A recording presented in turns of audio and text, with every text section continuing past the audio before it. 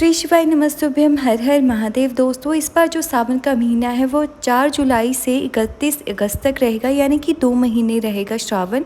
तो इस वक्त अगर आप कुछ बातों का ध्यान रखते हैं और कुछ नियम का पालन करते हैं तो आप भी भोलेनाथ जी को रिझा सकते हैं और आपकी जो भी मनोकामना है वो भगवान भोलेनाथ जी आपकी ज़रूर पूरी करेंगे। तो सबसे पहले हम बात कर लेते हैं, क्योंकि 4 जुलाई से सावन की शुरुआत हो रही है तो इस दिन आपको एक काम ज़रूर करना है, और वह क्या है कि आपको एक बेलपत्री लेनी है। सभी लोग जानते हैं कि जो बेलपत्री है वह भोलेनाथ जी को बहुत ही ज़्यादा प्रिय है। तो इस दिन अगर आप एक बेलपत्री चढ़ाकर भी, सिर्फ एक बेलपत्री चढ़ाकर शिवलिंग के ऊपर अपनी मनोकामना कह देते हैं तो आपकी जो भी मनोकामना है वो भगवान शिव आपकी पूरी कर देते हैं। अगर आपको कहीं भी एक बेलपत्री नहीं मिलती है तो भगवान शिव पर जो भी बेलपत्री पहले से ही चढ़ी हुई हो, आप उस बेलपत्री को भी धोकर चढ़ा सकते हैं। बस आपको ध्यान में यह बात रखनी है कि वह बेलपत्री कहीं से भी खंडित ना हो।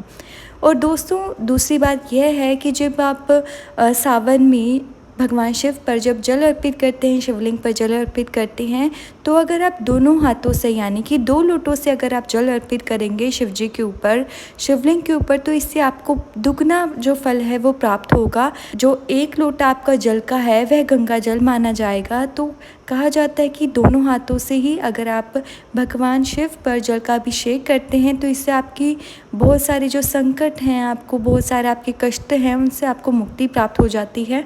और इसका बहुत ज़्यादा महत्व बताया गया है शिव महापुराण में। अगर आप रोज़ शिवलिंग पर जल नहीं अर्पित कर सकते तो आप केवल सोमवार को तो दोनों हाथों से जल अर्पित ज़रूर कीजिएगा।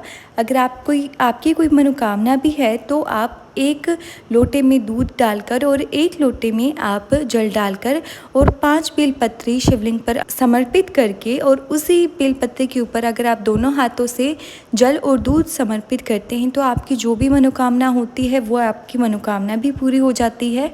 तो इस तरह से अगर आप और भी सावन के जो उपाय है वो जानना चाहते हैं तो आप हमारे चैनल को सब्सक्राइब कीजिएगा। आज की वीडियो अगर आपको पसंद आई हो तो इसे लाइक और शेयर कीजिएगा। धन्यवाद। हर हर महादेव।